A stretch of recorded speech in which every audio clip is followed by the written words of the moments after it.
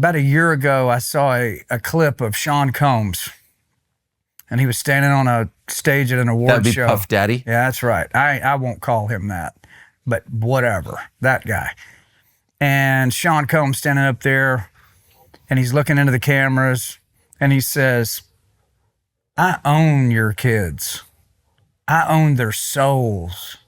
I determine what they wear. I determine what they listen to. He's looking right in the camera saying this, meaning he's looking at me. And I'm thinking, oh, is that right, Sean Combs? You own my sons? You own the souls of my sons. Really? And I thought, this guy has no fear whatsoever of a mom or a dad and what they would do to him if he came and tried to take one of their kids. No understanding whatsoever. And basically what you're seeing there is a demon-possessed man.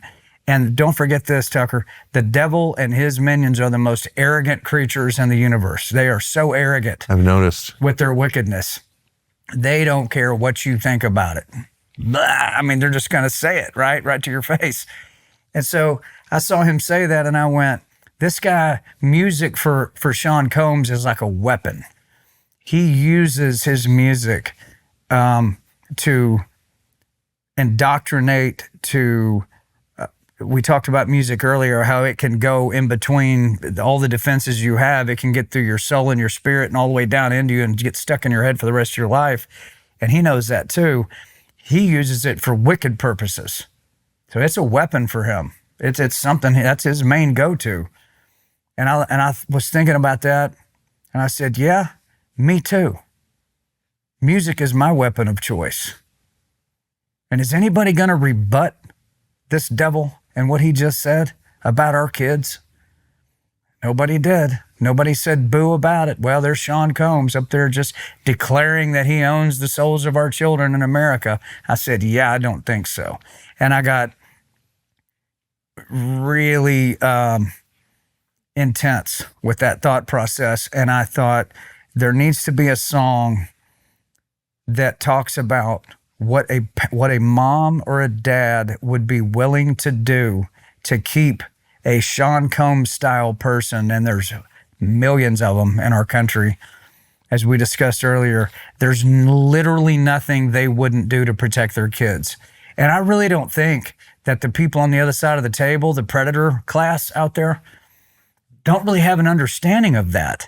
It's almost as if they have no fear of the American parent, of the dad, the regular guy, the guy that keeps to himself, works hard every day, just leave me alone guy. I think they don't really understand what that person would turn into if you put your hands on one of their kids, because they would rip you limb from limb. They would become the most primal beast you've ever met in your life. They would lose all inhibition. You lose, they win. All they would care about is that they live long enough to kill you. That would be the dad's only concern. Just let me live long enough to take him out. He hurt my kid. That's how a parent really feels, right? Without question. Okay. A lot of parents watching this podcast right now are going, yep. So I wrote this song called The Righteous Hunter, because predators hunt. They hunt. They hunt our kids. So they're the wicked hunters, right? Well, as everything is in nature, if you've got darkness, you've also got light. There's a flip side to everything. And I thought, who are the righteous hunters? How about we hunt them? How about we put them on the run? How about the predators out there who are so arrogant that they'll stand on television and tell us what they're going to do to our kids? How about we put a little fear of God into them for a minute? How about we remind them who it is that they're really dealing with? And so I wrote this song, The Righteous Hunter. It just came out. The video to this song, which I would urge people to go watch, is disturbing. It is a recreation, and we actually used adults who had been trafficked and who now go out and sting traffickers. One lady in particular named Brooke, who you'll see in the video, she made sure that we shot this accurately. So basically, you see these two bad guys making a deal on buying some kids and where they're going to meet. And then you see them meeting there. And then you see the kids walk out that are for sale. And meanwhile, I'm singing in this little girl's bedroom, and she's not there because she's been taken. And her dad is played by Sean Ryan. What a good man. In the video. And you talk about a righteous hunter, that's him. Because I promise you, he's a hunter on many levels. But as a dad, that is the last human being you would want to see coming for you. The last human being.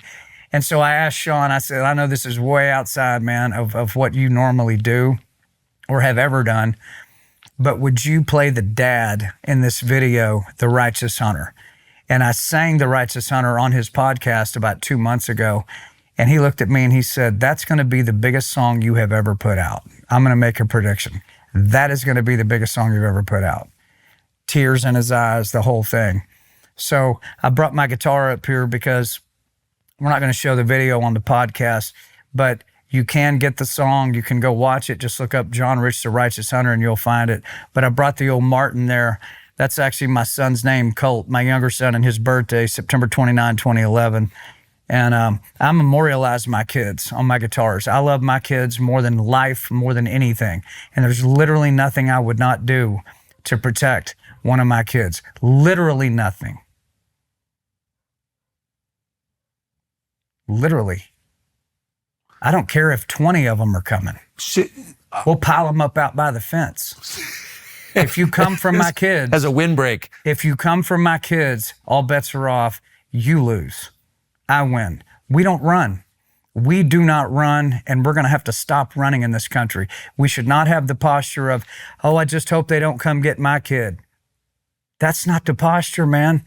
The posture is, you come on and try it one time, big boy. Come on into my yard and try it one time and see how you wind up.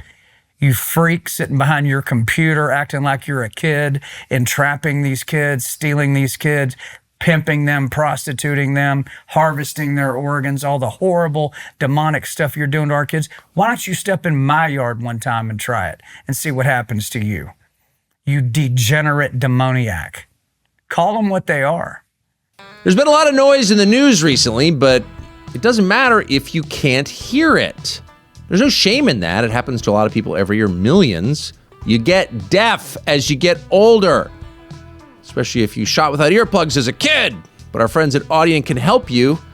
Hearing loss is more widespread than most people realize. Over 460 million people worldwide live with disabling hearing loss.